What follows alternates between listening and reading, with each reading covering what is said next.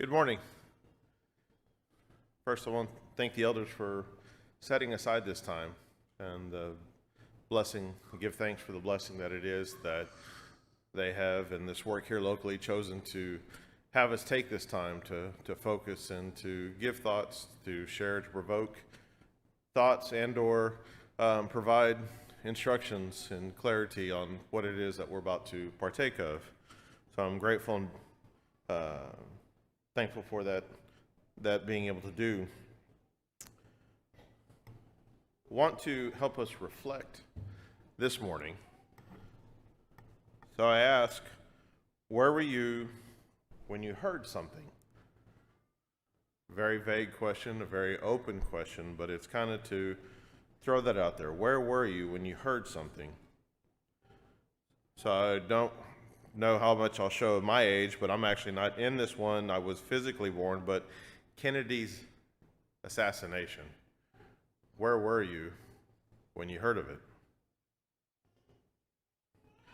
Elvis's death.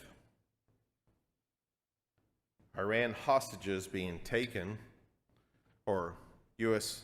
embassy personnel being taken hostage in Iran, and then being rescued. Space Shuttle Challenger. Where were you when you heard this? September 11th,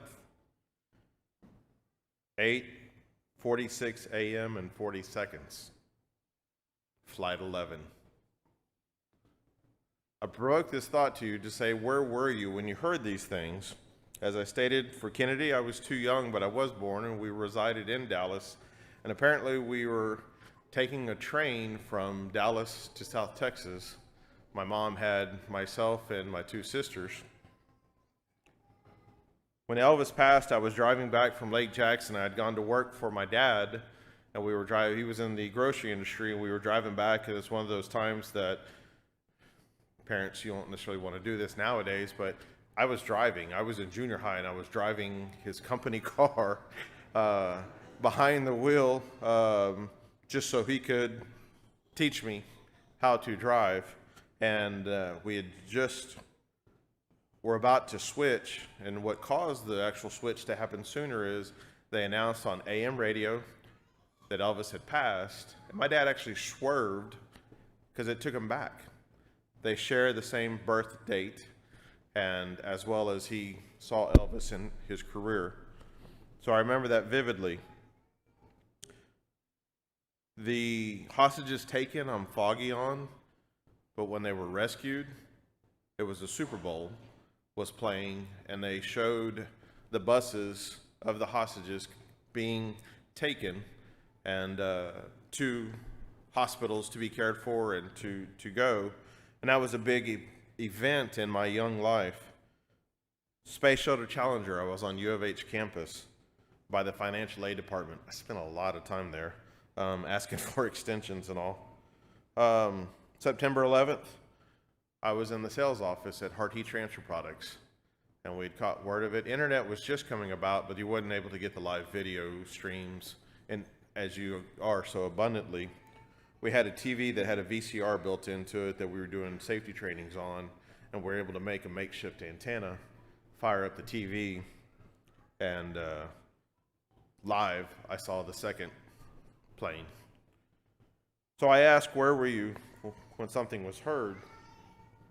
So now I ask, where were you when something was heard? And I'll give two examples, but I won't be done. My grandmother Mary's funeral and the January 1st, 1973. When I was attended as a young child my grandmother Mary's funeral, that's when I first realized what death was. And that death meant an end, and death meant that my grandmother would not be there after that. January 1st, 1973 was the first time I realized that the calendar year, you didn't go back and you had 73 over again. That year was gone. And and I learned of this world will have an end time. So that's when I heard something, but then I heard another thing. To get into scriptures, if you will, Mark 8, starting in verse 11. We'll read through 21. I'm reading from the New King James. Then the Pharisees came out and began to dispute with him, seeking from a sign from heaven, him being Jesus, a sign from heaven testing him. But he sighed deeply in his spirit and said, "Why does this generation seek a sign? Assuredly I say to you, no sign shall be given to this generation." Verse 13, and he left them, and getting into the boat again, departed to the other side. Now the disciples had forgotten to take bread, and they did not have more than one loaf with them in the boat. Then he charged them, saying, "Take heed, beware of the leaven of the Pharisees and the leaven of Herod." And they reasoned among themselves, saying, "Is it because we have no bread?" But Jesus, being aware of it, said to them, "Why do you reason because you have no bread? Do you not yet perceive nor understand? Is your heart still hardened? Having eyes, do you not see? And having ears, do you not hear? And do you not remember? When I broke the 5 loaves for the 5,000, how many baskets full of fragments did you take up?" And they said to him, 12. Also, when I broke the 7 for the 4,000, how many large baskets full of fragments did you take up? And they said 7.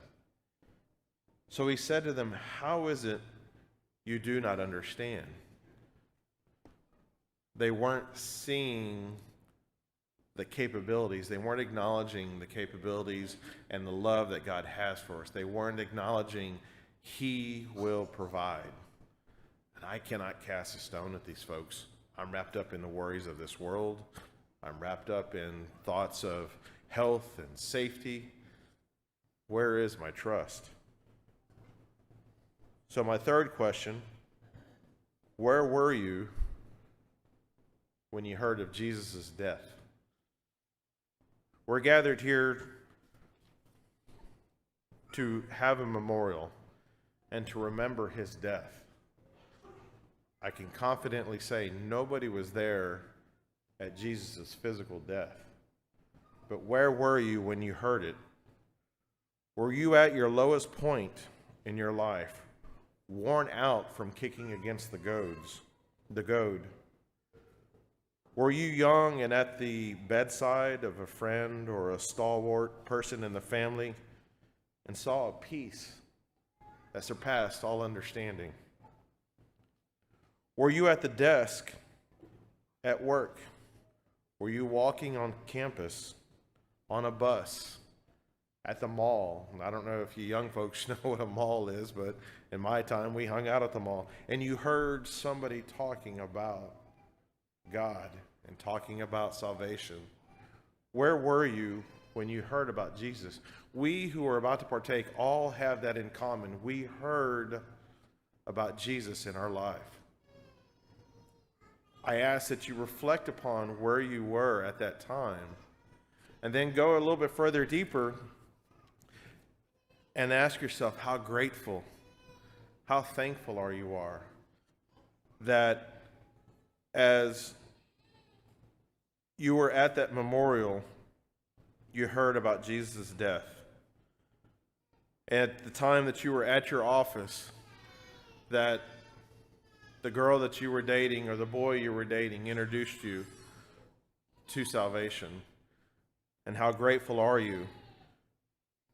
And the point is not to give or pay homage to that person or to that person that passed away, that we put them on a pedestal, but how grateful we are that Jesus is our salvation and our Savior. We didn't deserve him or his sacrifice, yet he gave willingly, willfully, and unselfishly. As we are about to partake, help us to proclaim our belief in that, our statement to the world that we will go to our death proclaiming that, because we know, we saw, and we heard Jesus. I ask the men to take charge of the table at this time for the Lord's Supper.